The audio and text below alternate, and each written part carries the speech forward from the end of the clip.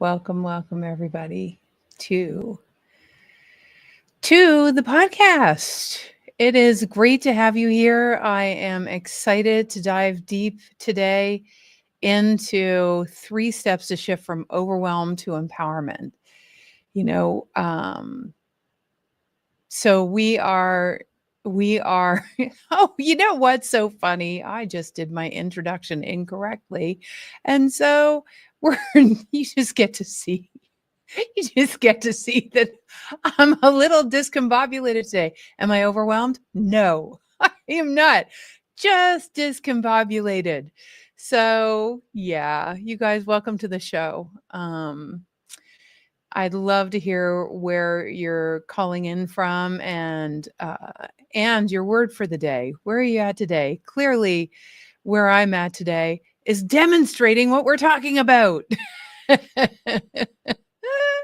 So funny. Just wanted to say that if you've been feeling like there's just a lot going on, if you've been feeling like, my gosh, why am I constantly, busy and still feel like there's a lack of meaning?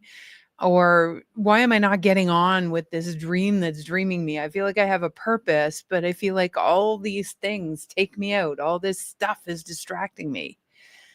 You just got to know that overwhelm isn't just about having too much to do. In fact, it's not about having too much to do at all. It's about what we allow to pull us from that which causes the most flow.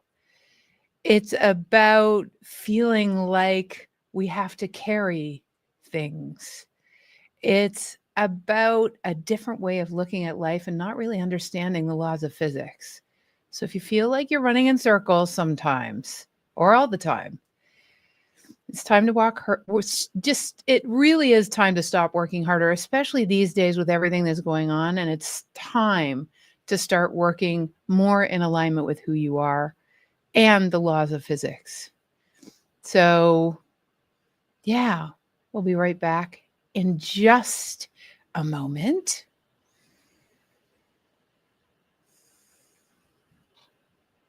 Hi, it's Jennifer again. And I just wanted to say join the free masterclass we have coming up. It's literally about overwhelm. It's about from overwhelmed to empowered to flow. It's called The Science of Thriving. It's coming up on Wednesday, March 12th at 12 p.m. Eastern time so that all of our friends from all over the world can join us. And you'll get to discover some pretty evolutionary thinking around the keys to transforming stress into strength. In fact, being able to find your way back home to flow no matter what's going on in your life or in the world at large. I hope you join us. It's free. It's an hour and a half. It will probably change the whole way you look at life because we're going to be talking about things you've probably never experienced before, even if you've been doing work with us. Some tools and skills that have evolved out of these changing times. Look forward to seeing you there. Just click on the link. All right, you guys. Back to our regularly scheduled programming. I wanted to share a little story as we move forward. First and foremost, I am so happy that you're here with us. Happy Monday to everyone here. I'm just happy that we're all dancing and singing and playing together.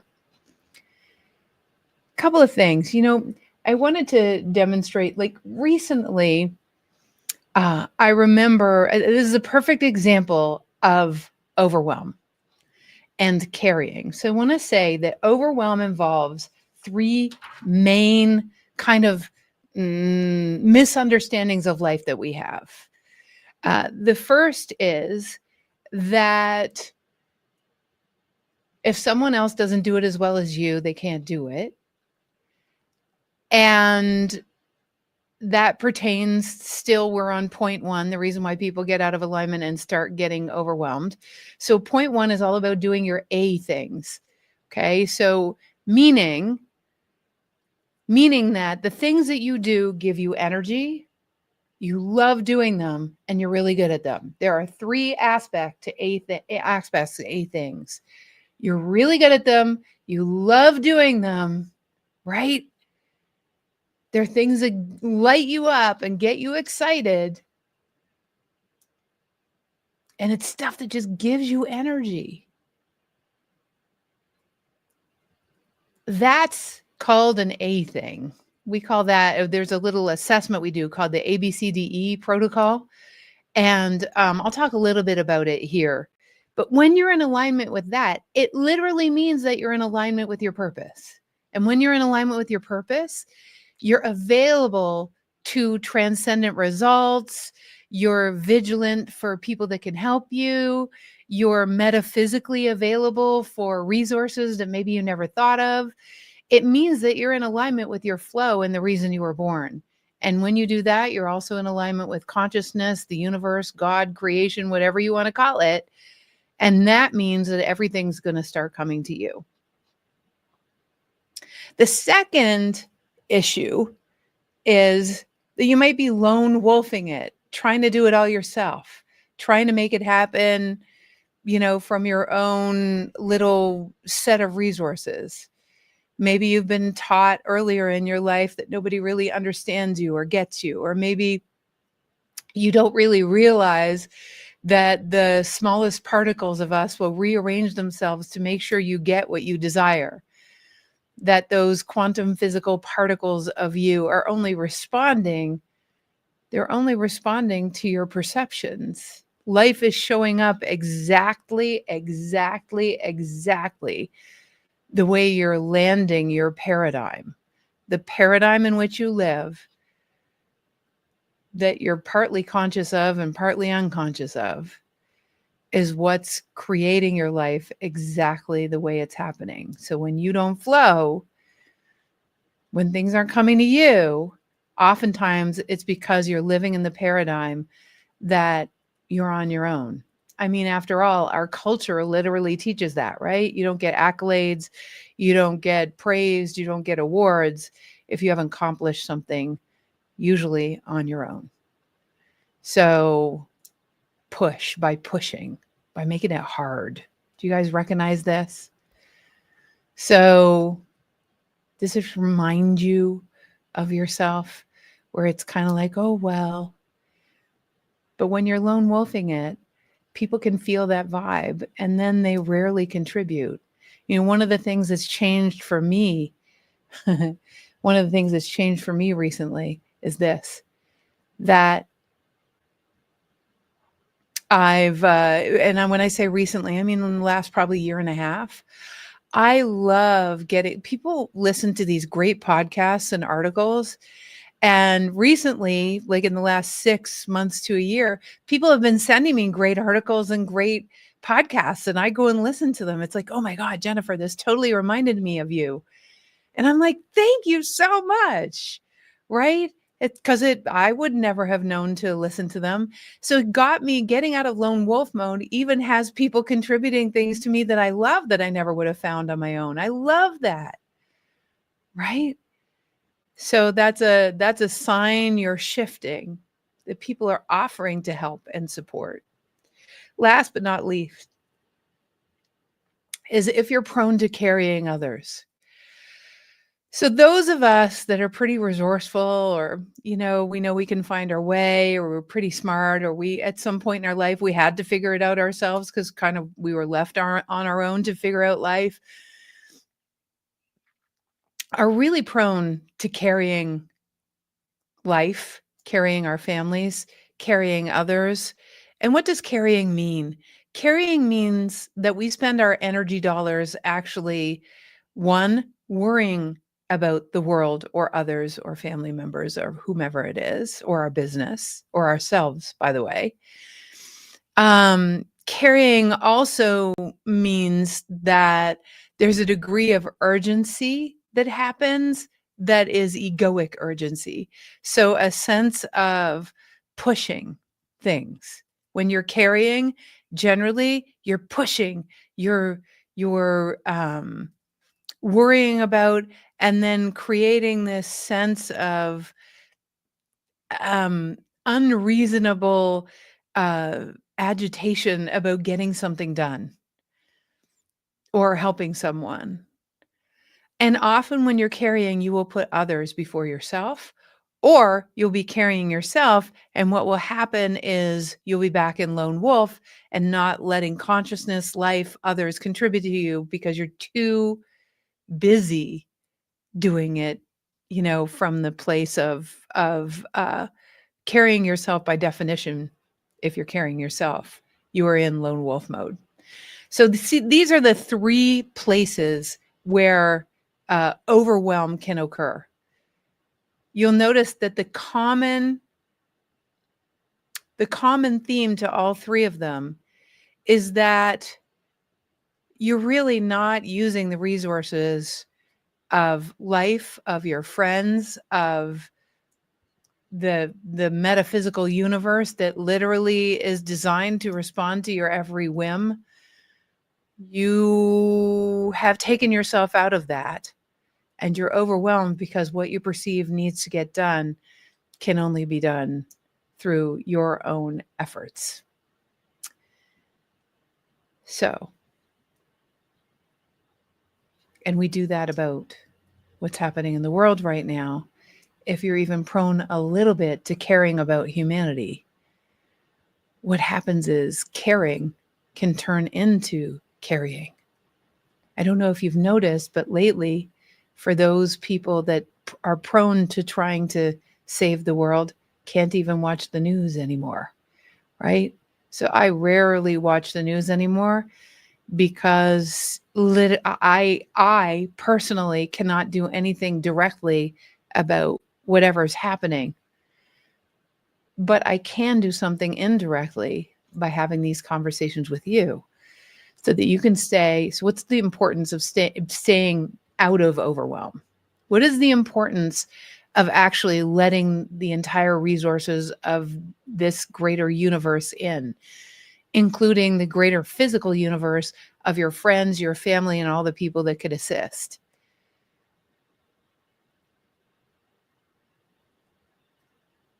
The cost of being in overwhelm is that you're not in neutrality. You're not neutral enough to receive the answers that you require.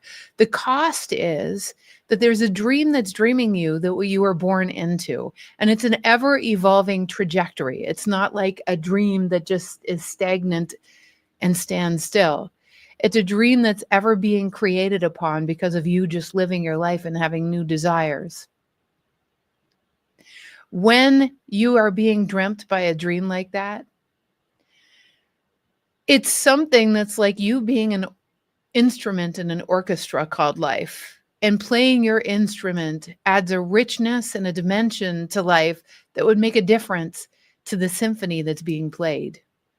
And as we all play our instruments in the symphony, what happens is a harmonic is reached where this world looks very different than it does right now. But as soon as you carry others or carry yourself, you've taken yourself out of playing your instrument and put yourself into a place of actually worrying about the orchestra itself. And that's not your job. So, if that's not your job, then what is your job? Your job is to get into a place of neutrality such that you're in a consistent flow of receptivity and having available to you all of the resources of both this earth and otherwise. As soon as you are in that place, my gosh, everything just starts to flow. So, how do we get out of overwhelm? Do you get what it costs us? What it costs is your instrument in the orchestra is not being played. And the only way to evolve into the next place for humanity at all is for each of us to actually be present enough in our wisdom that we're receptive to transcendent results, receptive to all those resources. And as soon as we are, what happens is that orchestra starts to be able to play, and the world that you imagine as possible has to start within you. And it's only going to start within you as soon as you start playing your instrument and stop worrying about how everybody else is playing theirs. That doesn't mean you don't be kind. It doesn't mean you don't be the wonderful human that you are. But it does mean that you are a movement of one, and your movement of one is you were born into it. And it's consistently calling you. It's that little sense of urgency you feel inside. So I know you want the world to be different. But we're born onto a planet where change is the only constant, where the evolutions upon what has been is the design of this world. The contrast is actually what creates and catalyzes the creativity. And you're a creator. So being overwhelmed by the world is the first place I want to start, is okay. However, letting yourself be overwhelmed by what's going on when all there is to do is play your instrument, understanding that the basis for living on this planet is that there is consistent change, and we were born to create upon creation, and that contrast is part of that. If you ask yourself the question, how can I save this world? You're asking the wrong question. The question is, what's my piece of the puzzle of heaven on earth? And it doesn't matter. And how do I flow with the laws of physics so that I can ever evolve myself more and more into that place of meaning and fulfillment? The funny thing is, whether the world is in Armageddon right now, as as several people have said, including Ram Dass, whether it's in Armageddon right now or not, your job is still the same. Is to be in your presence with wisdom, clear on who you are and why you're here, understanding the thriving operating system such that you could be in alignment with what there is to do now and the next and the next and the next. In your presence of wisdom, feeling fulfilled, having a life of meaning. And that would be true whether you thought the world was good or whether the world is in turmoil. The answer is the same. Play your instrument. Stop carrying the weight of everyone and this world, right? So that's addressing the idea of carrying the world and others. But I was going to share earlier a story. So let me just share that story. In the last year or so, I had been, year and a half, I had been carrying the weight of even the company this company, the Wide Awakening, worrying about each of the people that work here. And I remember, and it comes directly from my mom, who I love, who I remember when she got breast cancer, she asked me, Jennifer, what do you think is the emotional connection? Because, she knows that I look at holograms, and she said, what do you think is emotional connection, to my health issues? And I said, Mom, do you really want to know? She said, yes. I said, it's because you carry all of us. You worry about us constantly. And she said, well, that's what moms do or parents do. And I said to her, Mom, do you understand that love does not equal worry? She said, no, they're the same thing. And I said, no, Mom, love is love and worry is worry. Love is just love. And then worry is worry. And they're not contingent on each other. There's no codependency. You could just love me, and plus, in addition to, you could worry about me.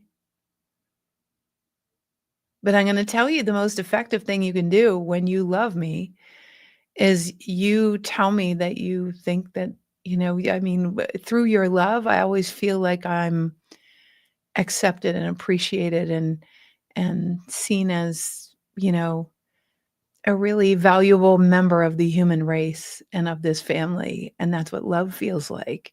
Just, you know, like I have a great cheerleader. But when you worry about me, hence the parallel is worrying about the world. When you worry about me, you get overwhelmed, back to overwhelm, and you're telling me that you're scared that I'm incapable of being all that I can be. That's what you do with your worry. It's the opposite of the love. You're literally giving energy to the idea that I might not achieve or be all that I can be or be happy or am capable of being fully happy. That's what happens when you worry. That's what you're energizing. And that's what we're energizing when we worry about the world or about the people we love. So that's another aspect of overwhelm. It's taking responsibility for that which is not yours to take responsibility for. She's not responsible for my life. I am. So the story I was sharing was about TWA and this idea that I have to worry. And so I noticed I was doing what my mom did, because I was worrying about people that work within TWA, I was worrying about the entity of TWA. I was constantly carrying it. And it became exhausting. And then I abdicated my responsibility to someone else so that I could just to run the company and just went, kind of. But here's the thing, the journey of living in the thriving operating system and the actual operating system in which TWA operates, in which our company operates, and I do personally, is a certain operating system that got dreamt through me, just like you have a dream that's dreaming through you.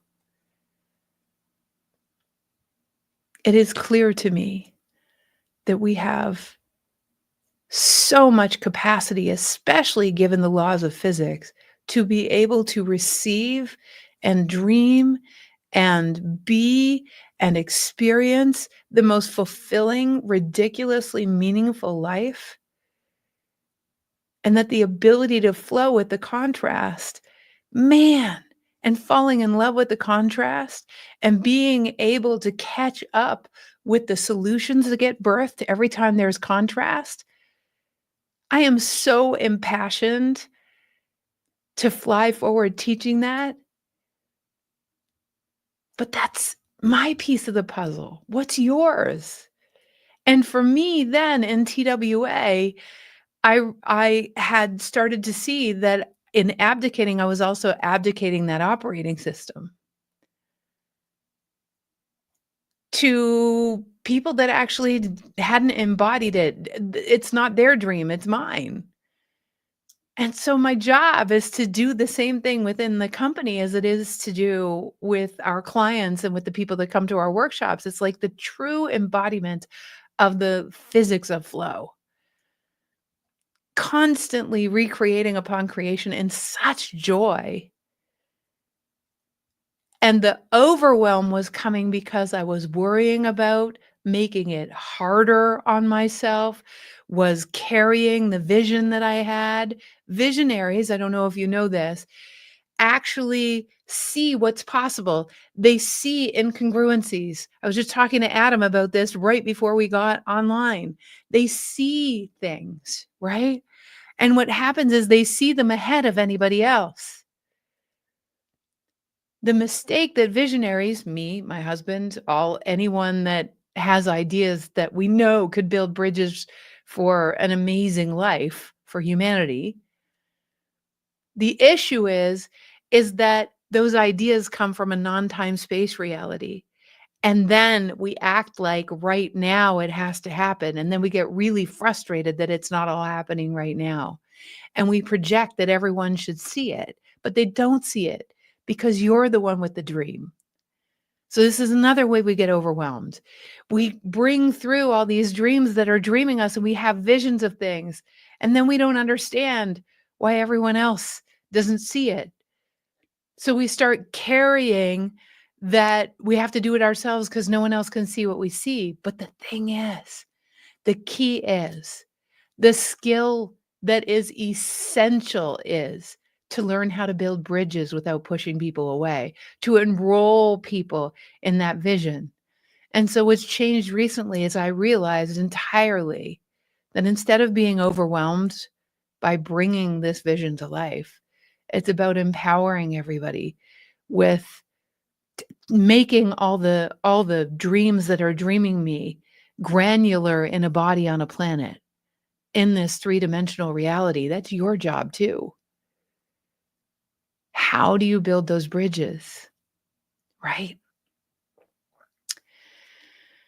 So, falling in love with the contrast. Falling in love with the contrast because everything is happening for us. It's easy to be in love with love. But how do we fall in love with the dreams that are dreaming us that are not yet in reality, and then love them so much that the joy of unfolding them and getting granular about them and actually learning how to build those bridges, man, that's what it's all about. And falling in love with building those bridges is another way to take us out of overwhelm. Building bridges with your family, building bridges with people around you, all of a sudden you can start to see things change. So I talked about A things. So I realized all the A things that I had to do within the company. Really, this is an A thing for me. Connecting with you, teaching the thriving operating system is an A thing for me. You know, going for hikes is an A thing for me. Uh, delivering, practical, pragmatic, evolutionary, revolutionary material that isn't the same as everything you see out there, that is totally an A thing for me. I'm all about efficiency as the world evolves and keeping up with those times. I love it. I love it. I can't even tell you how much I love it. Gives me energy. I'm really good at it. And I love doing it. So A things put you in alignment with receptivity and flow so you don't get overwhelmed. People start contributing to you and you step out of lone wolfing it even from your greater consciousness or greater wisdom itself. I got to do this myself means that you're making the reference point, your own brain. Your brain is history based. You're not accessing infinite wisdom from your brain. You're going to go round in circles from your brain because it's based on your history. So it's going to get you the same results as you did. It's just going to make it hard lone wolfing it. And then transcending carrying others. So I hope this makes a difference to you. And, my evolution personally into just owning what I need to do to build bridges with my team and within the company, it's taken me out of overwhelm and has me feeling like, this is how I move forward.